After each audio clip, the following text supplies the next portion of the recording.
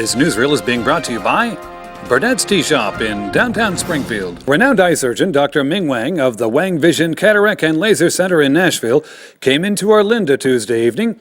He came into town to enjoy a lovely dinner, to talk about the latest technology in eye surgery, and to play the erhu. Dr. Wang brought a friend along with him. His name is Carlos Enrique on guitar, and I'm telling you, the erhu, which is a Chinese instrument, along with the guitar together, you've probably never heard before, but boy, what a spectacular sound. They played several songs throughout the evening. We're going to let you hear three of them. The second one you're absolutely going to know, and you're going to want to sing along. It is beautifully done. But first, for those of you who don't know Dr. Wang, Ming Wang was born in China and just by chance was given an opportunity to come to the United States and complete his education.